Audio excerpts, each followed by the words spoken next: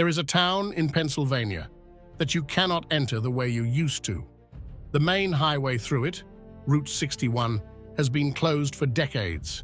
The asphalt buckled and cracked and split open as the ground beneath it shifted. So they buried it. They poured dirt over the road and left it there. And now, weeds grow through it, and silence grows over it. And if you look carefully at the right spot, you can still see the old lane markings disappearing into the earth. You can still drive to Centralia. The detour takes you around what used to be the center of town. But when you arrive, there is nothing to arrive at. No gas station, no grocery store, no diner, no neighbors waving from a porch. There are streets, perfectly maintained streets with stop signs and fire hydrants and curbs, streets that lead to empty lots where houses once stood. The houses are gone, the people are gone, the zip code is gone, but the fire is still there. 300 feet below where you are standing, it has been burning since 1962, and it will be burning long after every one of us is gone. Centralia, Pennsylvania, a town the earth swallowed from the inside out. And yet, 5 people woke up here this morning. This is their story, and it starts not with a disaster, not with an explosion, not with a trembling of the earth. It starts with something so ordinary, so forgettable, that the man who did it probably never thought about it again.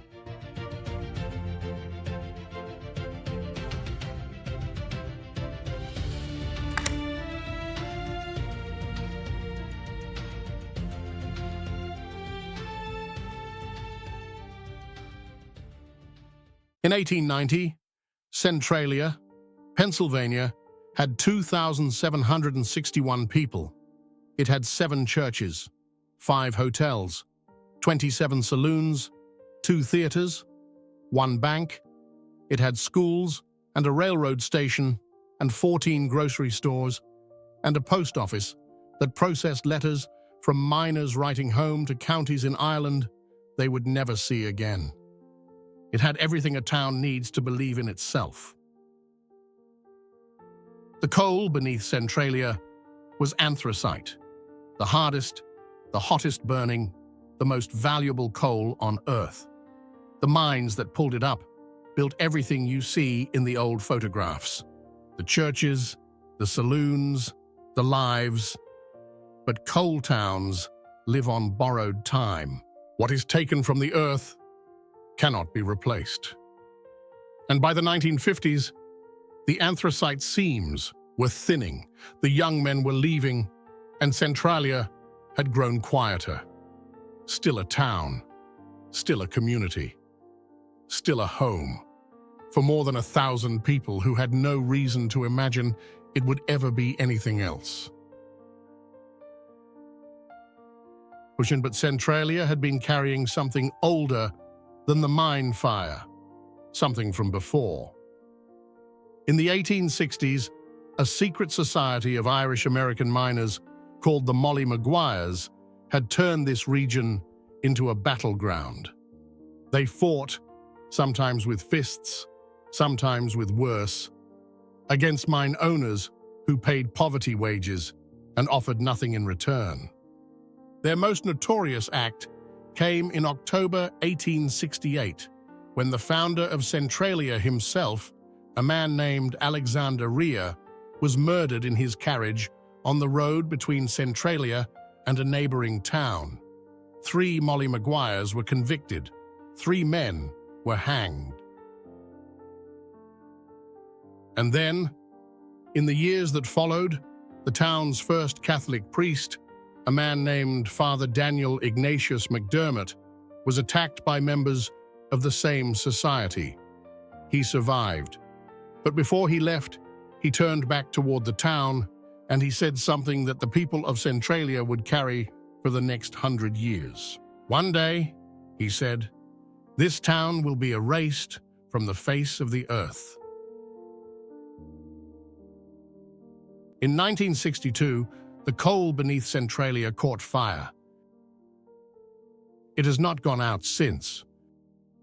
It started on a Sunday morning, Memorial Day weekend, and it started with a decision so ordinary that no one, on that particular morning, felt the need to think twice about it.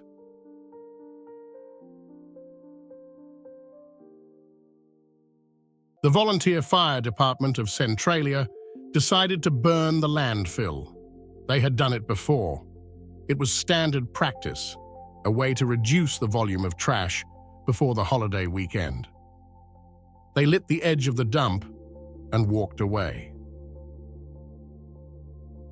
What no one knew was that the landfill had been expanded into the pit of an old strip mine.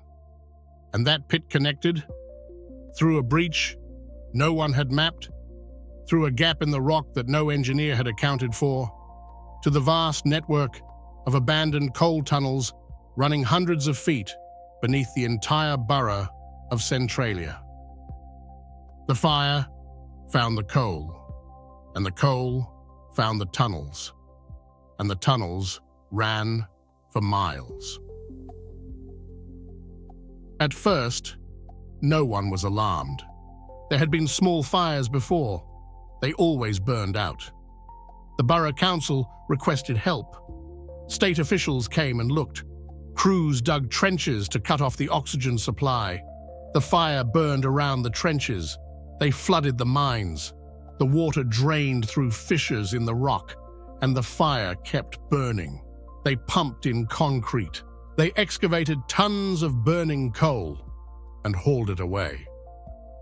Between 1962 and 1978, the state and federal government spent millions of dollars on attempts that failed one after another with the methodical cruelty of a problem that simply did not intend to be solved.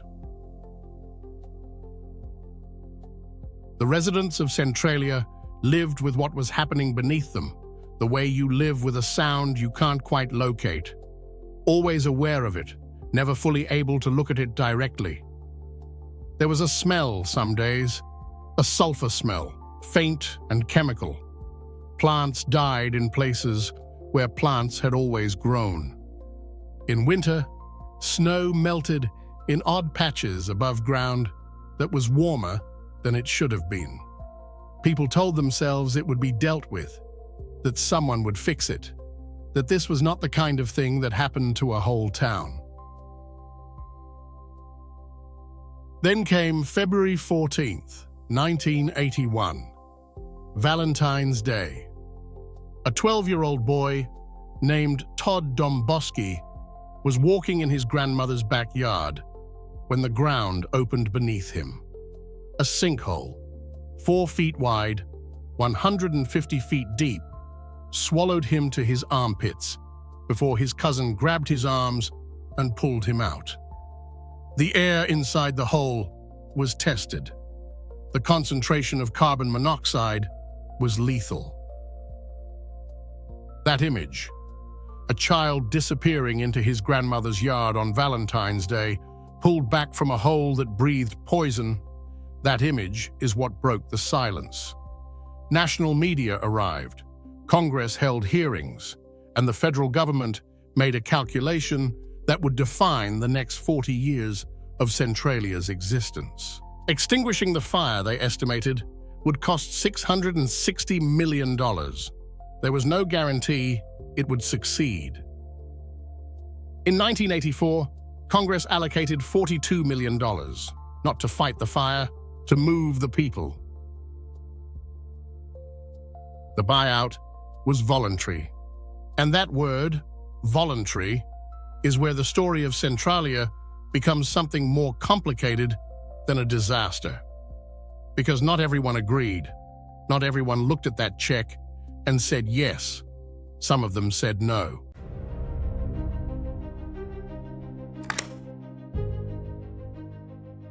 Tom Hynoski did not leave. His family had lived in Centralia for generations. His house was not just a building, it was the accumulation of a life, of a family's presence in a particular place on Earth, of a belonging that no government check could convert into anything equivalent. When asked why he refused to go, his answer was simple. That's all anybody wanted from day one, to be left alone. By the end of the 1980s, more than 1,000 people had accepted the buyout and left. 500 structures, houses, shops, churches were demolished after their owners departed. The streets remained. The grid of the town remained, perfectly intact, leading now to empty lots where neighbors had once borrowed sugar and argued about football and watched each other's children grow. In 1992, the Commonwealth of Pennsylvania declared eminent domain over all remaining property in Centralia. The state legally now owned every house that was left. The borough's zip code, 17927, was cancelled by the United States Postal Service. The town's name was removed from official state maps. 58 people refused to leave, then fewer still, as the years passed and the isolation deepened. But a core group remained. The Hanoskis, Carl Wummer, and a handful of others. And they did something remarkable. They sued the state of Pennsylvania in federal court. They sued for the right to stay in their own homes. That lawsuit would last for 20 years. 20 years. Think about what that means. These were people who woke up every morning in houses that the government legally owned, in a town that officially no longer existed, on streets the maps had erased, above a fire that the earth refused to extinguish. And they showed up to court year after year and argued that this was home. That home was not a transaction. That home could not be eminent domained into nothing. Carl Wummer was one of them, a veteran of the Second World War, a machinist, a man who had raised his family in Centralia and watched his wife die there in 2001, and who, on a warm Memorial Day, the same holiday that had started everything, was photographed hosing down his front porch, unhurried, with the fire burning somewhere beneath him. A reporter asked him about the fire. "What mine fire?" he said. "If you go up and see a fire, come back and tell me." In 2013, the lawsuit ended. The 8 remaining residents were allowed to stay in their homes for the rest of their natural lives. They could not sell the properties. They could not pass them on. When the last of them dies, every house reverts to the state. But for now, for whatever time remains, they are home. Carl Wummer did not live to see many more seasons after that. He died in his house in 2014 at 90 years old, Centralia's last mayor. There is a cemetery in Centralia that is still active, still maintained. Families who no longer have a house to return to still bring flowers there, because you can relocate a family, you can demolish a house, you can cancel a zip code, but you cannot move the dead. The dead stay where they are put. And in that way, Centralia still has more residents than any official count will tell you.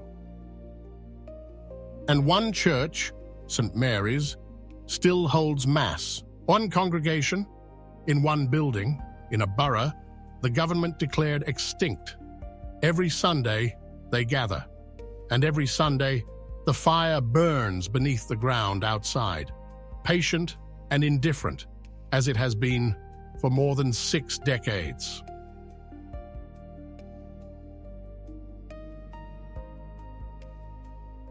Walk through Centralia today, and you will find streets with names but no houses, sidewalks that lead nowhere, trees growing through the foundations of homes that were demolished 30 years ago. And in certain spots, on cold mornings, the ground breathes. Steam rises from cracks in the earth, thin white columns of it drifting upward in the cold air. It looks, at a distance, like something alive, something exhaling slowly, something that has been down there for a very long time and has not yet finished. Beneath your feet, 300 feet down, the temperature exceeds 1,000 degrees Fahrenheit.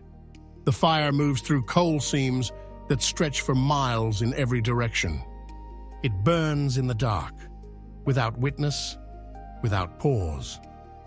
Scientists who have studied it say that if left alone, and it has been left alone because there is nothing left to do, it could continue burning for another 200 years. Pause.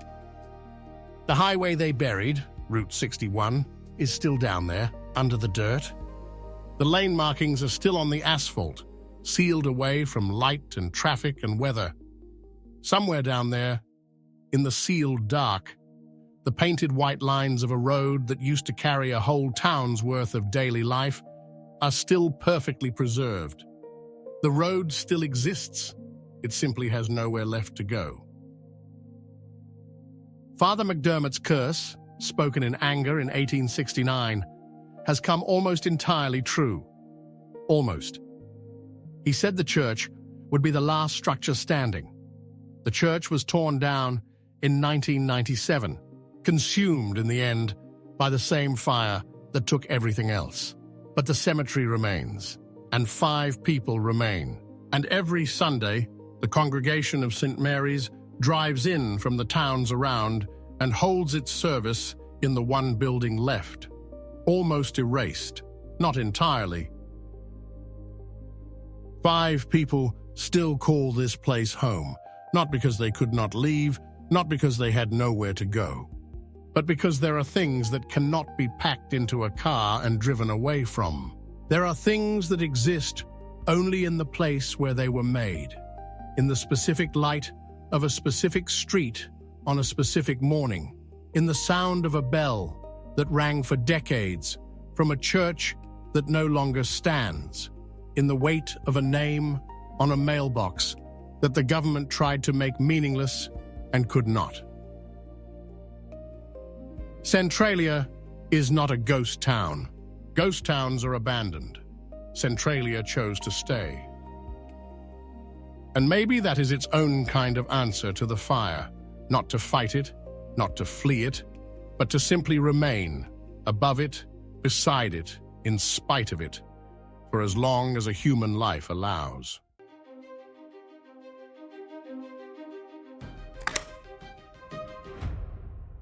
Home is not the place that offers you the most. It is not the safest place, or the warmest, or the most convenient. Home is the place that has made you who you are. The place so woven into your identity that losing it would not feel like moving. It would feel like disappearing. The people of Centralia understood that. And when the ground beneath them caught fire and the government told them to go, they did not debate it as a practical matter. They answered it as a human one. We want to know what you think. If you had been there, if this had been your street, your house, your name on that mailbox, would you have taken the check or would you have stayed? Tell us in the comments. We read every single one.